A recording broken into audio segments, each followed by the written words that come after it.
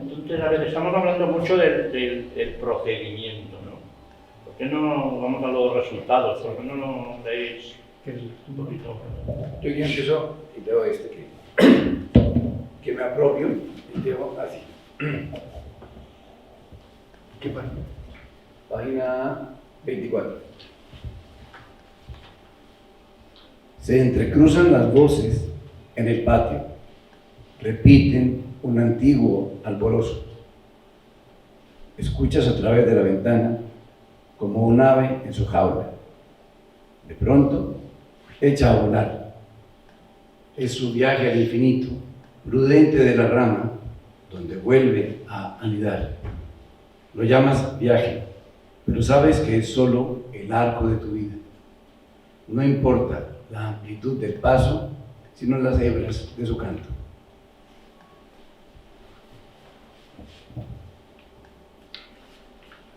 Leo si acaso yo otro. ¿Página? 39.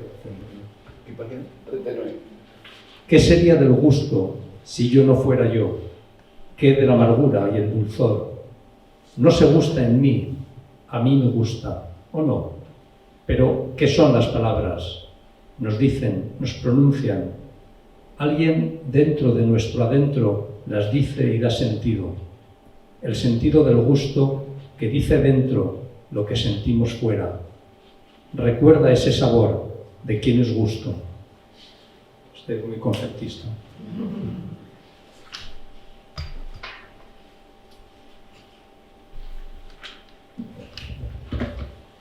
El que lo sigue me parece muy hermoso, me hace acordar al mismo tiempo a Sibushini y a Juan Gelman, que tienen poemas en la cocina.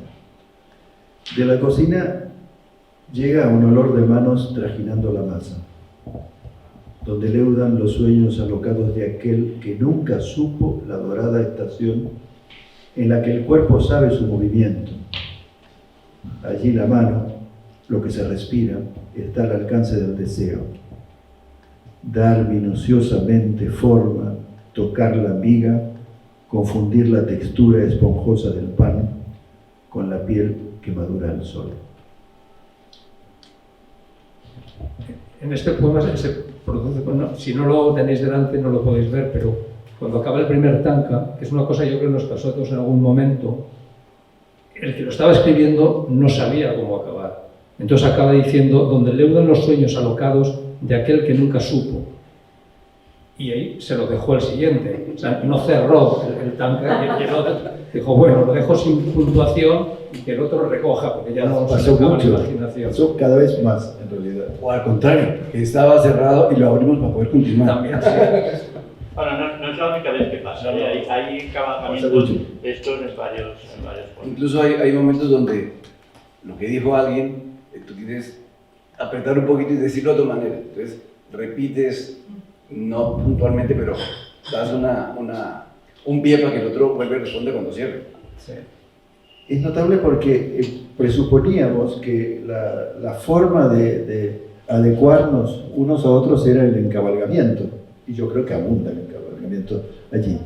Y al mismo tiempo fuimos dándonos cuenta de que necesitábamos el contraste.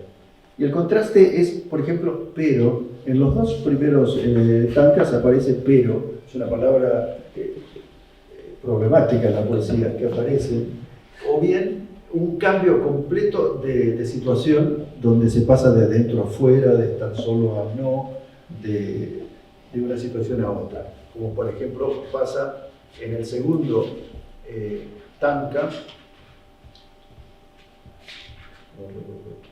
piedras, palabras, nubes, las cuentas de un collar que es todo y nada. Pero hoy las nubes pesan, las palabras se sumergen en una extraña sombra. Y aparece de pronto, y aparece adverbios que cortan aquello que está dado como unidad. Vale decir que tanto el encabalgamiento como el contraste son efectos para no ceder a lo que yo creo que tal vez ha sido un fantasma al cual no invitar demasiado, y es un poco la la máquina automática de escribir poemas, a la cual cuando se extrema demasiado la preocupación por la métrica, por ejemplo, o por los recursos métricos, bueno, es muy fácil escribir poemas todo el tiempo de cierta forma. En Japón hubo un célebre poeta que escribió 24.000 haikus durante su vida y los escribió en un lapso, ya estábamos en la época de la imprenta, y vale decir que se podía seguirle la pista a esta especie de hazaña horrorosa que el hombre consumó en un cierto número de tiempo. La métrica da el riel, el camino, la posibilidad de un habitus, como dirían los romanos, y todo el resto es deshacer esa métrica y volver a lo que se trata de decir y ver de qué forma se lo puede decir o se lo puede omitir o callar o disimular o desviar o ironizar. Y sin embargo, creo que después de la renga, yo creo que todos, y si no es así, tienes que decir que sí, hemos robado el mismo libro para citarlo en otra parte. Yo tengo un libro posterior donde robé un par de líneas y las uso como para arrancar el poema. Era como, bueno, recordar que se hizo esto y que, aunque es de nadie o es de todos, que también sigue siendo nuestro, en cualquier parte. Sí. Puedo decir lo mismo, no en algo que publique, sino en general la poesía que me queda, a mí me pasa que me funciona como disparador de la poesía que puede venir. Por un efecto simplemente emotivo. Antes de empezar la sesión hablábamos de Alberti, por ejemplo. Alberti es de las personas que más me ayudó en su momento a arrancar poemas. No es el poeta que más me gusta actualmente, ni aquel que yo reivindicaría como en una especie de podio. No, pero simplemente se adecuaba tanto a lo que podía ser mi necesidad expresiva en la poesía, que cantidades de palabras o de líneas o de versos de Los Ángeles, por ejemplo, sobre Los Ángeles, me servían para otras cosas. Y pasa, y si escribís poesía os habrá ocurrido, que cuando uno sale con un disparador que lo inflama, que lo empuja para ir adelante, muchas veces lo que acaba sobrando es el disparador mismo, que es lo último que por apego uno borra en este incesante borrar después de escribir. O reescribir, dicho más elegantemente. Bueno, voy a leer otro, ya no tengo nada más que decir sobre los reinos. Voy a leer uno. Los pies, en el 35. Los pies que quiebran la senda de hojas secas y en silencio unas manos acarician posibles mapas de un camino olvidado. El tiempo hace de los ojos pies que caminan de regreso a lo que fue su porvenir. También allí los mapas son ilusión del paseante. Primero todo calla, luego el susurro del viento en la montaña. Sobre las hojas secas mis pasos me acompañan. No por pereza, pero leo el de la página 36. Colmada y repartiendo la vida, nos desgrana un árbol de palabras. Nuestra mano, contacto incierto, encuentra en él su fruto. No todos tienen la piel suave, ni el viso de la seda al despuntar el día. Busca a aquellos, los dulces, que desmienten la áspera trama de la rafia. Así, tal vez el árbol florezca de palabras y los horneros hagan allí sus nidos, casas de sílabas y barro.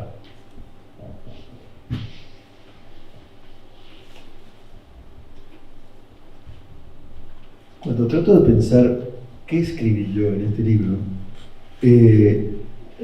vuelvo a otra cosa que dijo Juan Ramón. Muchas veces, si lo consigo localizar, es a través de palabras que son palabras típicas o prototípicas o que bien me corresponden. Y lo mismo me pasa con Juan Pablo y Misael. Entonces, por ejemplo, aparecen palabras que para mí eran completamente pues inusuales como Carballo. Para mí Carballo es un apellido de un jugador de fútbol de mi infancia. El rafia, acabo de escuchar rafia. La palabra rafia es una palabra que no conocí del léxico común, sino que es una palabra como de libro para mí. Y entonces es la manera tenue, casi irónica, de localizar quién escribió qué cosa. Pero ya digo, mi intento en ese punto no llega muy lejos. Quizá porque lo editamos bastante y fuimos amasando el texto de una forma que hacía posible tal vez el nacimiento de algo distinto. Es el primer renga en castellano. Tiene a juzgar por los intentos que han abortado desde que yo sepa 30 años, pues espero que nos quede al menos un tiempito de exclusividad de la lengua castellana, porque es algo que se produce o ocurre y no es tan sencillo ni tan frecuente. No sé, a lo mejor tenéis alguna pregunta incómoda que hacernos o...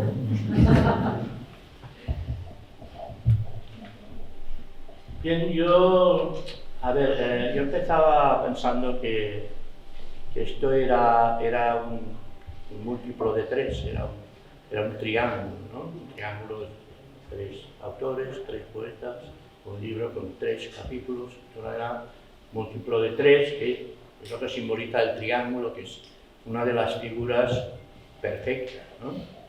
Pero al final, después del libro, después de verlo desde aquí, pues creo que al final el triángulo se me ha ido un poco deformando y al final se ha convertido en un círculo, ¿no? Un círculo que es mucho más inclusivo que no el triángulo, ¿no? Y eso quizá un poco es el reflejo de lo que ha sido esta forma de componer, en la que han sido capaces de renunciar a una parte de sí mismos en favor, no solo en favor del otro, sino en favor del propio texto, ¿no? Espera que la próxima presentación la hago en privado, yo solo. Tú decís renuncia. Yo no creo en la renuncia, sino que creo en el intercambio no es una cosa ideológica, sino lo que yo siento, lo que aspiro. Me parece que yo no siento que haya renunciado a nada. No, pero lo que hay siento sobre poco todo es que... en primera persona singular. Ya. Hay mucho nosotros. Ya. Hay mucho Ah, nosotros también. y hay una segunda persona que es un yo que no existe, ¿no? Eso es una cosa que también me ha llamado la atención, que la primera persona singular aparece poco. Bueno, porque en realidad en el libro el yo... Pues por eso digo que bueno, renuncia no. El yo no existe. Matamos a llamar de otra manera, ¿no? Pero una manera de matar al autor. No, a mí cada vez me da más rabia el yo, la primera persona singular, ¿no? Por lo menos yo cuando escribo intento evitar. A veces cuando veo me ha salido un yo, hago lo que sea para cambiar, ¿no? Y bueno, vosotros lo habéis conseguido, ¿no? Bueno, la segunda edición, que será dentro de muy poco, aparecerá sin nombre de autores y ya está. Y sin foto. Yo tengo 2 preguntas. Sí. La primera es, bueno, yo como no creo en la conciencia individual, como decía Misael, es decir, que creo que tenemos varias voces ya codificadas, no hay 3 voces. Para mí, o sea, que se multiplican varias veces. Lo que acabáis de hacer es como un redundado de varias voces, no solo 3. Pero eso es como más una objeción teórica, vamos a ver lo que pones. Pero la otra pregunta, entonces, hay solo una pregunta, y es, ¿hay algún poema que no sea contagiado por la sabiduría asiática? Es decir, que tenga pasión, por ejemplo, que tenga un sentimiento muy fuerte o algo así, y que no habéis rechazado. Es decir, tengo las letras que os habéis puesto y el ambiente que habéis creado parece un ambiente conceptual o contemplativo. No, y me pregunto si algún poema, por escandalizarnos, o por escandalizaros a vosotros mismos, ha salido de esto. Es decir, que la forma parece haber contagiado el contenido. Aunque también me gustó mucho lo que dijiste al principio del cambio dentro del proceso, que ha cambiado. Es decir, que la forma también se relajó mucho, ¿no? Por necesidad y por diálogo y porque la realidad es así. La nuestra, ¿no? Porque no somos reales. Mi percepción, en cuanto a lo que yo puedo ver, es que hay mucha sensualidad en el libro, justamente porque había que nombrar algo cercano. Hay mucho la palabra mano que escribe, y era nombrar el propio hacer, la escritura. Hay mucha referencia al lápiz y hay como esa sensualidad táctil, que es la manera de que, en ausencia de yo, la conciencia se dirige a lo de cuerpo que hay en la escritura. Lo que sí es posible, si he entendido yo la pregunta, dices, has hablado de pasión o como emoción. Claro, yo creo que estaba buscando, he visto uno que creo que hay como una emoción inicial, pero es cierto que es muy difícil. Si hay una emoción inicial, y eso quizás no lo había pensado nunca, creo que el segundo, el que prosigo en el tanka, no la convierta, o bien de modo irónico la conceptualice, ¿no?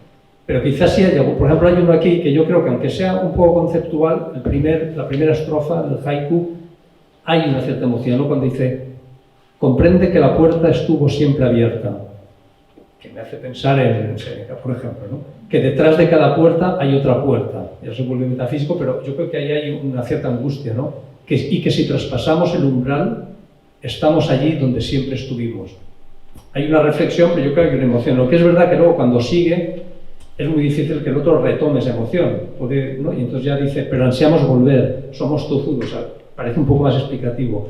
Entiendo lo que dices, pero como un poema entero, con una unidad emotiva, igual es difícil que se produzca en esta manera de escribir. Comparando lo que resultó de este renga con la escritura habitual de Misael, Juan Pablo y la mía, se me plantean idénticas preguntas que marcan de alguna manera las posibilidades de un renga. O sea, a mí muchas veces me preguntaron, por ejemplo, bueno, ¿y no hay haikus de amor? ¿No hay haikus de pasión? En el haiku nadie asesina a otro, nadie le roba la cartera. Y me parece que ninguna poesía es universal y todo abarcante. Y una de las cosas que yo tenía claro, por lo menos desde el comienzo, es que era la fabricación de un metalenguaje que no deja de ser emotivo, pero dijéramos que no cuenta historias pasionales, como no las cuenta el haiku. Después que yo publiqué la antología del libro del haiku, empezaron a aparecer intentos de ver el haiku y el amor. Podría mencionar media docena de intentos que me parecieron un poco chungos de conectar la poética del haiku. Es como cuando decían antiguamente que el problema de Aristóteles era que no había previsto la bomba atómica. No, la verdad que no. Entonces el registro del renga, como el del haiku, como el del tanka, tiene una parte meditativa y contemplativa. Y allí está el hecho de que el registro emotivo, pasional, carnal, sudoroso y sucio que puede tener nuestra poesía en determinados casos, cede el paso a otra lengua más tenue, con las capacidades y con las limitaciones que tiene. Yo diría que, no siendo ninguno de los tres escritores de elegías, en algo lo que hemos, y esto es una opinión personal y seguramente me tiran el micrófono ahora en la cabeza, en algo es lo que se fue convirtiendo. Pensé mucho en qué significa la elegía, que yo creo que no es solamente una métrica o una retórica, sino una manera, como quien dice, el barroco, que es muchas cosas. Y a mí se me ocurre que el ejercicio que hemos hecho se compara en algo con lo que le pasa a los niños muy pequeños cuando pintan. El afán de vincular la expresión a los colores disponibles hace que lo vayan agregando unos con otros, y el riesgo, como digo, es que termine lo que le pasa ocurriendo a los colores que se mezclan, que acaban siendo, dijéramos, un ocre amarronado, ¿verdad? con tendencia al negro, sí, sí. Como continúes haciendo la crítica negativa del libro, algo que no debes hacer ahora. No, pero no, a ver, Espera, pero me falta una pata en breve, perdón. Y por otra parte, entendí que estábamos haciendo una opción en ese metalenguaje, en una opción que no podía abarcarlo todo. No podíamos ser Walt Whitman escribiendo Tanka, por ejemplo, u otros, o muchísimos otros poetas. Y eso a mí me parece completamente legítimo. Uno tiene que saber cuál es el registro en que se pone, precisamente por algo que tú decías también, es que cada poeta tiene varias voces. Conviven en nosotros varias voces, muchas voces. Y nos dimos esa voz única, y precisamente el esfuerzo era de sacar adelante el proyecto como texto en esas coordenadas. Esto no lo dijimos con estas palabras, me suscita esta respuesta tu reflexión, que me parece bastante parecida a la que yo me hice muchas veces. Bueno, ¿qué estamos componiendo? Sí, pero hay una cosa que tú has dicho antes, creo que es la clave de este tema, es que este tipo de composición, esta forma, los que hayáis leído muchos haikus y conozcáis un poco más este tipo de composición, no se presta, o sea, habitualmente no es una forma, o sea, lo que es como una cosa sutil, o sea, los orientales tienen unas sutilezas que nosotros somos incapaces de captar en muchos casos, porque nuestro cerebro está administrado y organizado de otra manera. Entonces, este tipo de composición tiene esa cosa sutil, es como una gota que cae, pues, descubre algo, ¿no? Entonces, claro, eso no se presta. Capullo de ciruelo pisoteado por bosta de caballo. O sea, ¿tú te refieres a eso, quizás? O sea, no hay una desmaterialización. La sutileza no es inmaterial. La sutileza tiene que ver con el registro que se toma. Pero se me ocurren unos cuantos y algunos medio gruesos. Pero yo creo que la variedad inicial del proyecto, de la apuesta, tenía que combinarse también con la escucha, y vuelvo a reivindicar la escucha. Y uno se encuentra en la conversación en el lenguaje en que puede comunicar con los otros. Yo no puedo comunicar en una lengua que no es la de mi interlocutor. Tenemos que buscar una lengua que nos permita intimar. Y yo creo que hubo intimidad en ese plano, y con las características que tiene la conversación y la interlocución. No llegas hasta el fondo tuyo. El único fondo tuyo que te corresponde es aquel que tú puedes decir y nadie más en tu lugar.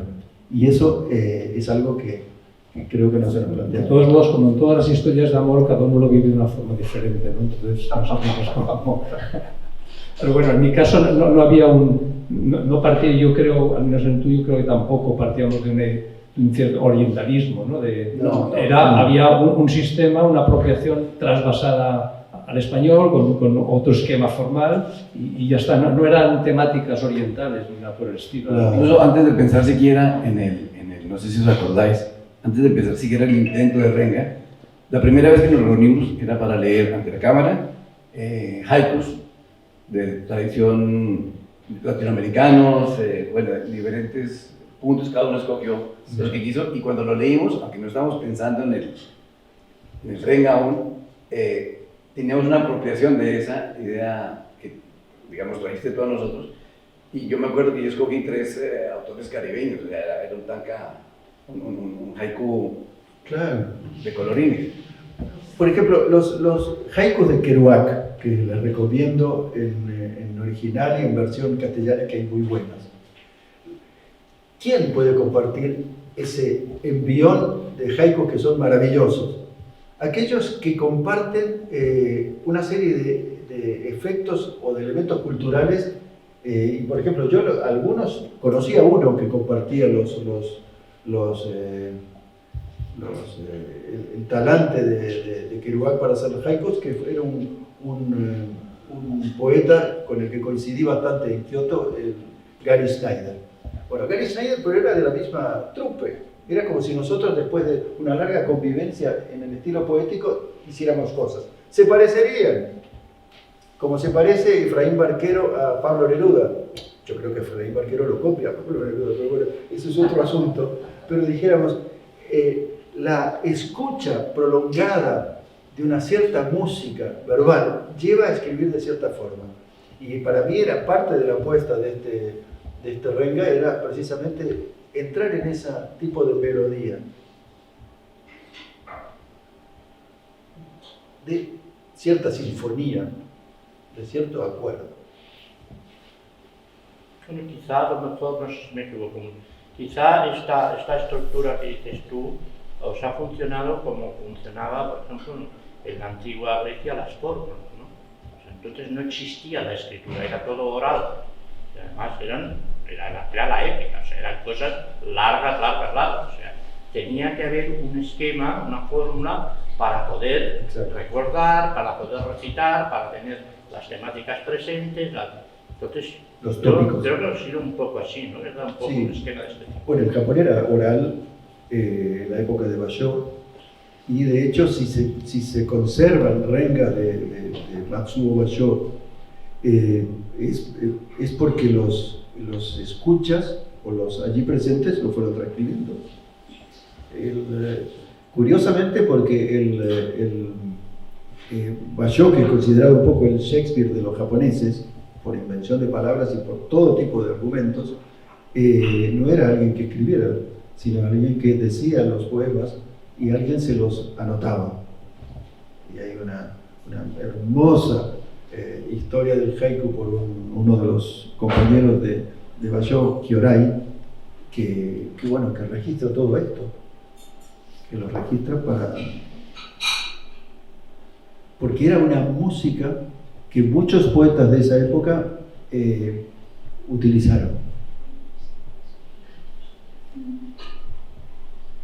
Sí, tengo una curiosidad. Después de esta experiencia tan intensa de matar el ego en la escritura, como han dicho, ¿ustedes sienten que lo que escribirán a partir de ahora será diferente? O sea, individualmente. Yo, por supuesto, yo normalmente no soy tan tenido, me riego. Entonces, no me es difícil escribir diferente, pero sí que fue una manera de entender cada uno de su experiencia. Y para mí, yo como siempre trabajé haciendo obras completas, nunca me leía un libro, sino me leía 700 páginas de un poeta, 300 de un poeta. Yo perdí la habilidad de titular, de no titulo desde entonces. Pero aquí era como del propio oficio de editor, ponerlo al servicio de la escritura, que era lo que yo hacía hicimos, o yo por lo menos, la parte que más me interesó era cómo editar, cómo pulir y cómo, sí, finalmente editar, cómo corregir algo que no es enteramente tuyo y que tampoco quieres corregir demasiado, pero es incorporar la comprensión del otro. Yo en mi caso no creo que cambie en general, pero sí que he escrito poema largo que no está publicado, que es una especie, me he servido de modo subrepticio del mismo esquema, ¿no? Es una especie de autorrenga, en el que uno empieza a escribir sin escribir sobre ningún tema concreto, pero a partir de los primeros versos, con una especie de, con un esquema, por anticipado sabe cuál es el esquema que uno va a escribir, y entonces va apareciendo una serie de contenidos o de temas sin que uno se lo haya propuesto, sabiendo que va a haber un esquema, o sea, que va a tener una coherencia formal, ¿no? Eso sería una apropiación, digamos, de esta experiencia, si se quiere, ¿no? Volviendo a lo que decía Juan Román de lo oral, yo creo que la poesía hace todo lo posible para volver a lo oral. Por más intelectual o libresca que parezca, simplemente los recursos mnemotécnicos que tenemos en nuestra cultura son inferiores a los que había en la antigüedad, eso ya lo sabemos. Pero para fijar la memoria,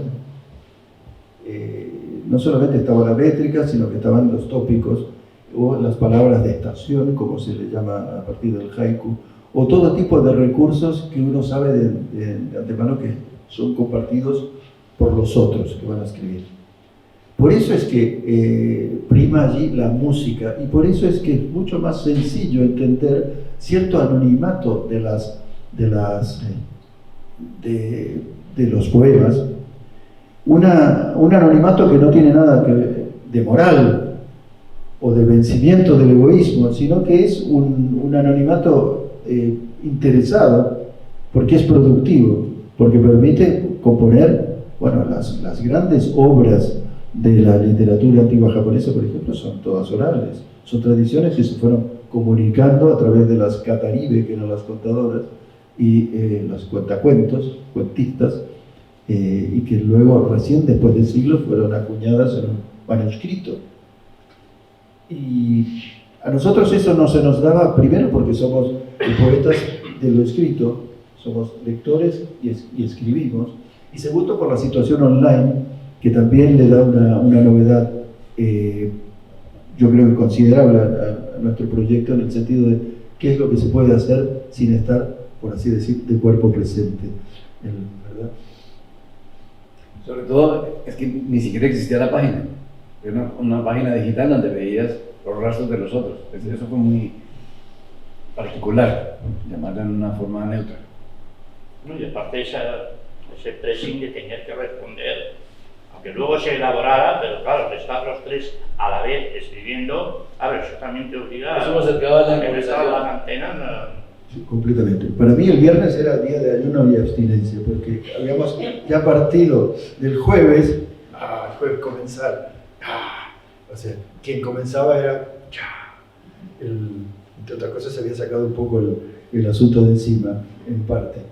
Pero el viernes era el día de cocinar cada página, cada grupo de 3 tancas, o sea, componer cada renga, y era el día para mí de ir, de volver, de ensayar. Con el tiempo fuimos capaces de poner todas las dudas que íbamos teniendo en paralelo en la página, pero creo que por prudencia poníamos solo algunas dudas. Yo por lo menos hubiera podido tener 3 o 4 o 5 versiones de lo propio y del ajeno, pero claro, hubiera creado un caos.